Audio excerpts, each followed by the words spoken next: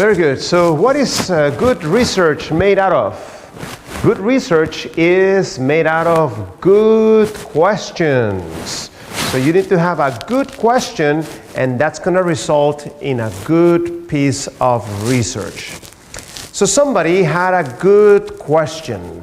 Did you know this is the beautiful Golden Gate Bridge? Many people go there to commit suicide. And this bridge is humongous. If you jump from the top of this bridge all the way to the bottom, the odds of you surviving are very low. But there was a researcher that realized that a few people had survived, so he went to look for those people that had survived. And he made a research paper about it, because this gave us very interesting information. You had people that actively were trying to commit suicide and that they, didn't complete their suicide attempt. So it gave us some insight about what is the person that is committing the suicide action thinking, And one of those people that survive, you can hear him here with his own words.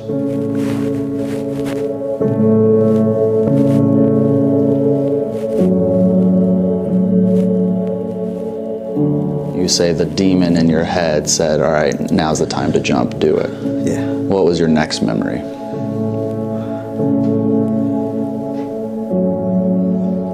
Feeling like shards of glass were piercing my skin as I fell, because the fog just turns to icicles.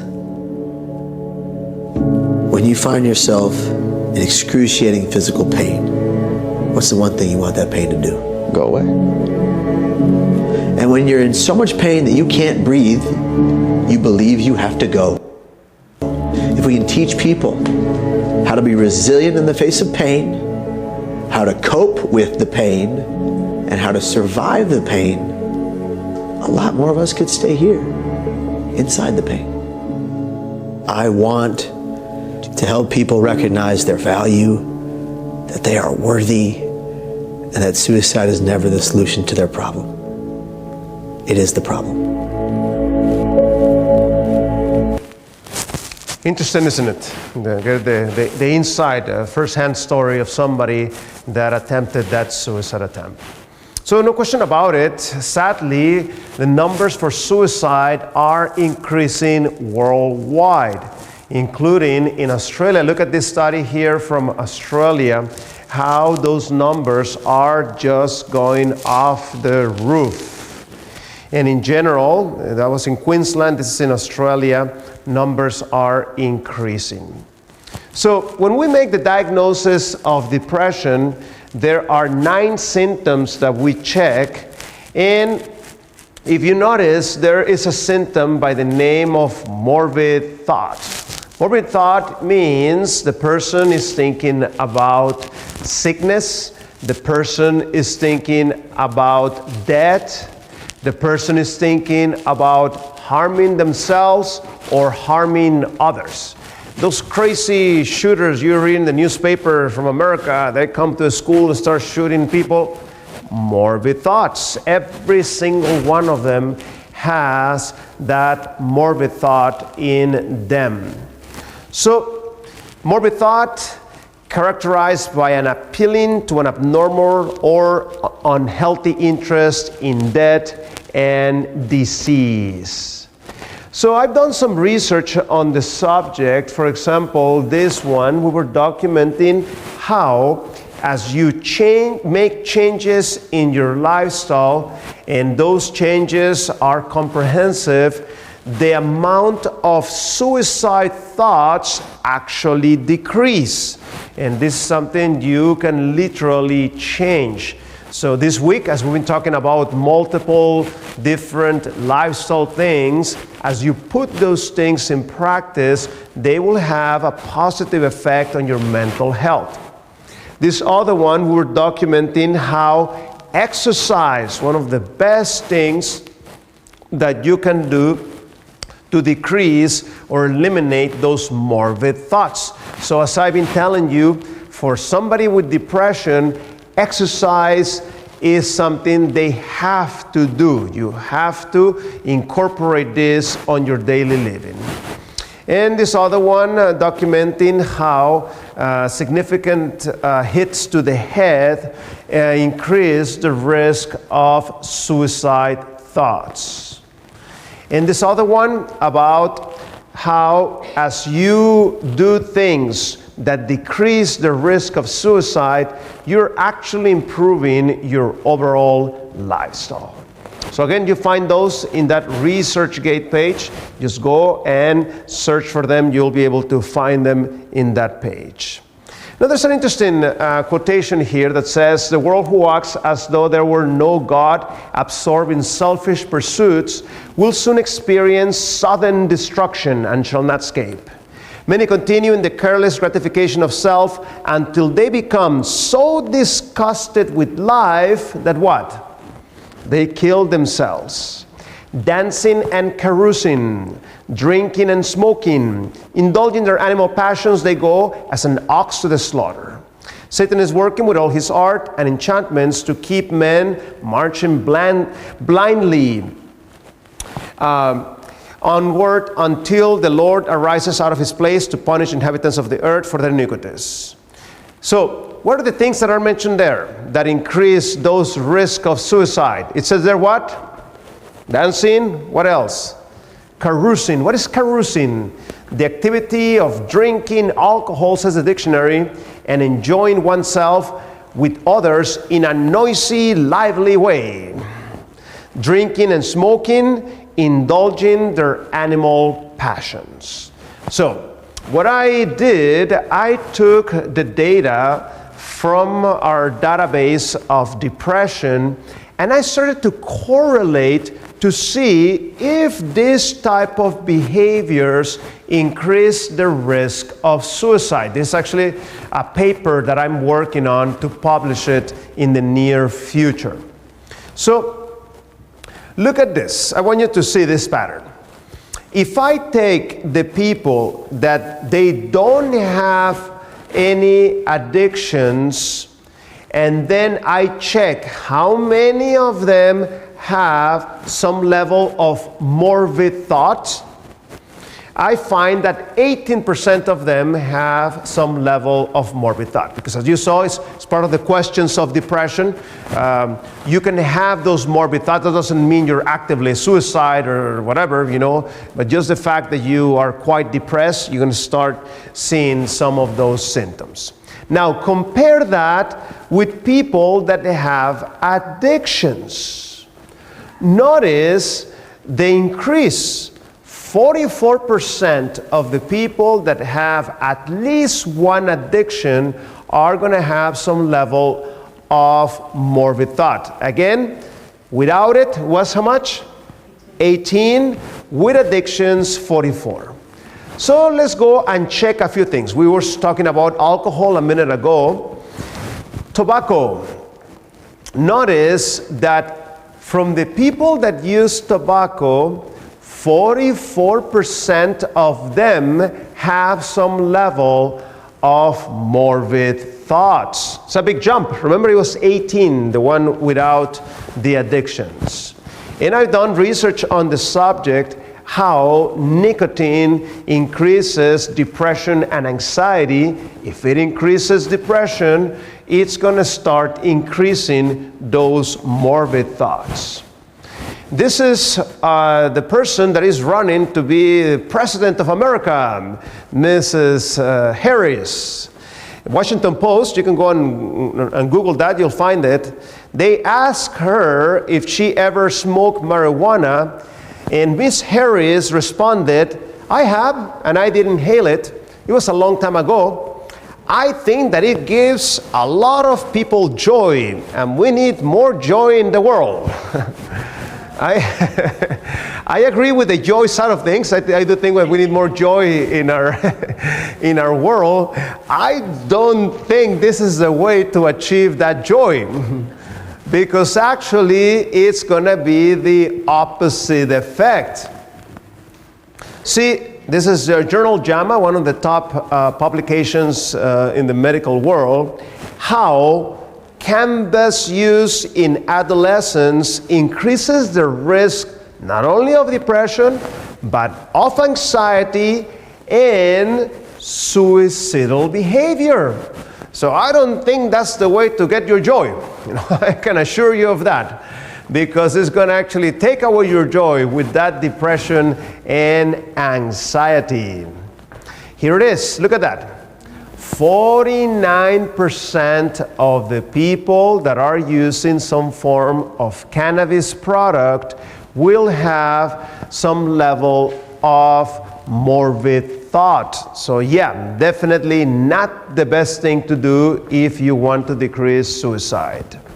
And you saw why. The reason why is because of the suppression of the frontal lobe. Look at this article from the Los Angeles Times. Long-time marijuana use might make you what? A loser. And the reason why they're saying that is because marijuana suppresses your frontal lobe, and in your frontal lobe, that's where you have your motivation. So if your motivation goes away, you are in really big trouble.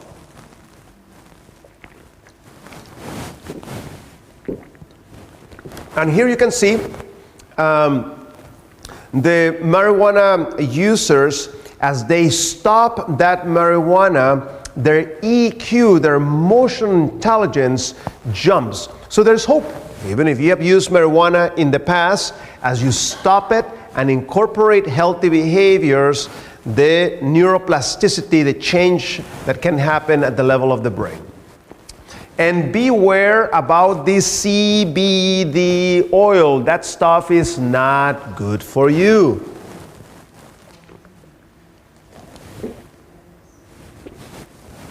That oil has the active ingredient of marijuana. I was actually in a factory where they make this CBD oil just a few months ago in Florida. And they gave me a whole tour there of the whole facility and so forth.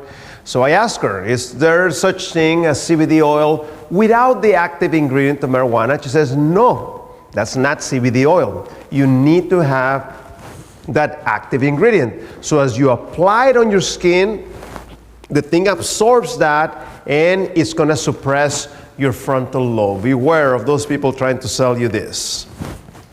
Benzodiazepines, these medications like Xanax, alprazolam, lorazepam, and so forth, you can see that 45% of the people that are using those benzos have some level of suicide thought.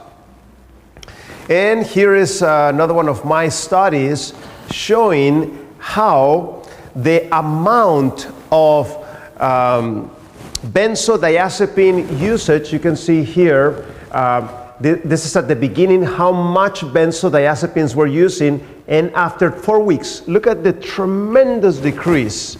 As the person starts feeling better, starts getting less dependent on this medication.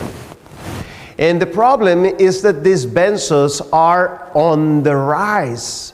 As anxiety increases, they are over-prescribing these medications. And the thing keeps going up and up and up. Another one, narcotics. So this is, your pain medications, your morphine, your opioids. 40% of the people using narcotics have some level of suicide thoughts. And this is something that has been documented in the scientific literature, how narcotics increase the risk of suicide. Conclusion, the suicide risk and depression in drug addicts are more than the general population, and they are closely related to each other. In that particular study on the narcotics and suicide. Antidepressants, this is kind of the contradiction, isn't it? Antidepressants actually increase the risk of suicide in some people. And here is one of them. No antidepressant is recommended for the initial treatment of what type of depression? Mild depression. If you put somebody on antidepressants with mild depression, you're actually starting to increase the risk of many negative things. Antidepressants, says the guideline here from England, are not recommended for the initial treatment of mild depression because the risk-benefit ratio is poor. When we prescribe something, we always check the risk-benefit. Are the person going to get more benefit or more risk out of this? Well, as you can see, when it's mild depression, you're actually increasing risk from the potential benefit that you are given. Doctors should also, in most cases, prescribe only the lowest recommended dose of selective serotonin reuptake inhibitors, or SSRIs, and young people, young adults, should be monitored closely. Why are you going to monitor those closely? Because you may be increasing the risk of suicide as precautionary measure when being treated. And this is, in America, the guideline. The FDA. Antidepressants increase the risk of suicidal thinking, says the guideline, and behavior in children and adolescents with psychiatric disorders. Anyone considering the use of an antidepressant in a child or adolescent for any clinical use must balance the risk of increased suicidality with the clinical need. So especially in young people, says this guide, that is written, for the people prescribing these medications, are going to increase that risk of suicidal thinking. So that's why only the severe type of depression should be prescribed these medications, and you need to keep a close eye in them that they may not be part of this. Also, in children and adolescents, this can be quite challenging, this type of medications. Caffeine, look at the caffeine users. 34% of the caffeine users have some level of morbid thought. Remember, what was the number for the non-addictions? 18. So you can see it's a good jump there from the 18. And this is Forbes magazine, business magazine for entrepreneurs. Then this secular magazine, they call it caffeine, the silent killer of success, because of the suppression of the frontal lobe that it causes. And the EQ goes down with it. As you saw, the reason why the EQ goes down is because of that lack of blood flow to the brain that has suppression of that frontal lobe. Media, internet type of addiction. Notice 33% of the people with this type of addiction have some level of suicide thoughts. Planning on quitting the social platforms, says the New York Times. A major new study offers a glimpse of what unplugging might do for your life. Spoiler, is not so bad. Or this one, study suggests Facebook users are happier if they leave it for a month.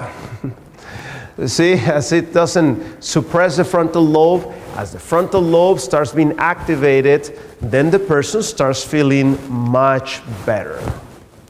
This one, movies, Hollywood type of movies, you can see 36% of the people that watch these movies on a regular basis have some level of morbid thought.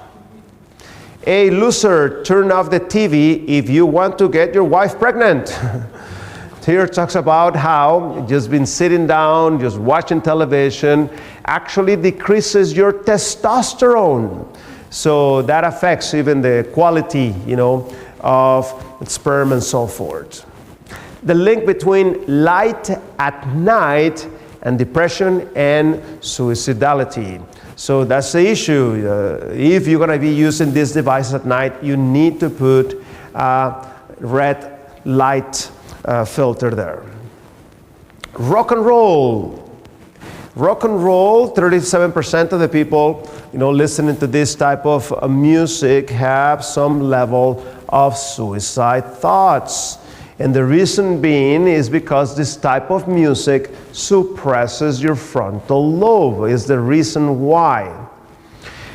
So what are we going to hear instead? Here's an interesting study, music psychotherapy, in which people are encouraged to reflect on their past, present, and future, where listening to classical music improves mood and reduces stress. 6 sessions of classical music therapy were held over a 12-week period in 23 to 45-year-olds. You know, that's not the population that usually listens to classical music, isn't it? Yet they benefit from that. The subjects show improved scores on tests of overall mood, reported feeling less depressed, reported feeling less fatigue, and their cortisol, the stress levels, improve. They drop those stress levels. So that's why in our depression program, every patient of ours receives classical music therapy. And specifically, we like to hear Baroque type of classical music. Its richness, you know, it's one of the best things you can do for your frontal lobe of your brain. Writers Unblocked, happy music boosts imaginative thinking. So by listening to music, you become more creative. Pornography and suicide thoughts, 39% of users of pornography report some level of morbid thought. Author and politician Naomi Wolf has traveled all over the United States talking with college students about relationships. When I ask about loneliness, a deep, sad silence descends on audiences of young men and young women. She says they know they're lonely together and that pornography is a big part of that loneliness. What they don't know is how to get out. And that's a sad reality, isn't it? This type of behaviors starts to separate people and so forth, starts creating a more selfish type of person. That's what the literature reports. This one very interesting study, another one of my studies. In fact, they invited me to present this at the sexual medicine meeting, a secular, medical meeting on sexuality.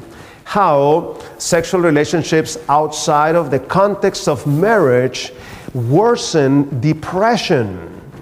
And this one, questioning your sexuality and people that say they are homosexual or lesbian, 38% of them have some levels of suicide thoughts. Compared to heterosexuals, 23% of them have those suicide thoughts.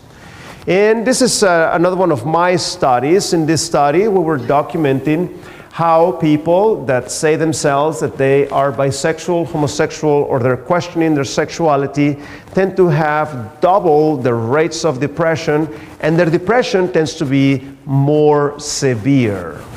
And this other one, also very interesting study, how people that are bisexual, homosexual, or that they're questioning their sexuality have double the rate of having been sexual abuse in the past. Again, they even invited me to present this research at the sexual medicine meeting, this secular meeting.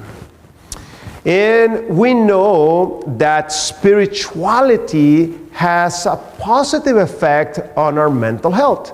Actively religious people are happier. Actively religious people are less likely to drink or smoke and more likely to exercise, says this particular study. So as you can see, for suicide is multiple factors that are involved. So what we need to do, we need to identify those risky behaviors and start making changes. Start overcoming, those addictive behaviors. Start creating a sense of community and so forth. And look at this. This is the data from our program. So here you see in our community program, the program of 8 weeks that sometimes I run here in this setting, you can see who has some level of those morbid thoughts. So to interpret this, the blue one, no morbid thought. The 16% have morbid thoughts 1/4 of the time, if you measure in a 1 week. 9% of them have, half of the time they have some level of morbid thought, and 7% of them have those suicidal thoughts all the time. Notice what happened in a matter of 8 weeks. Tremendous decrease, As you can see, that no depression, no suicidal thought from 69, it jumped to 86, and you can see how it decreased the intensity of those suicidal thoughts. And when we do it in a more residential type of setting, in which you come to us and we're your doctor, we're going to be changing your medications, we're going to have therapists to encourage you and so forth. Here you can see from our sample here, 51% no suicidal thoughts, 20% 1/4 of the time, 16% half of the time, 12% all the time. Keep your eyes on the 51. Notice what happened after 10 days. Tremendous improvement in the level of those suicidal thoughts. Secondary, because we're addressing the root causes of the problem and making the right changes. So as you can see, as we try to decrease this risk of suicide, we need to start making comprehensive changes to our lifestyle. That's how those suicidal thoughts are going to start to decrease. If you're actively suicidal, you're thinking, about doing it and so forth, there are emergency numbers. You can actually call them, because there's many things that can be done in somebody that actively is thinking about doing it. So I hope that you enjoy, the program this evening, and I hope to see you tomorrow. We'll be starting early in the morning. There will be 2 sessions. Those are going to be the last 2 sessions for this series of lectures. So thank you so much. And Katie,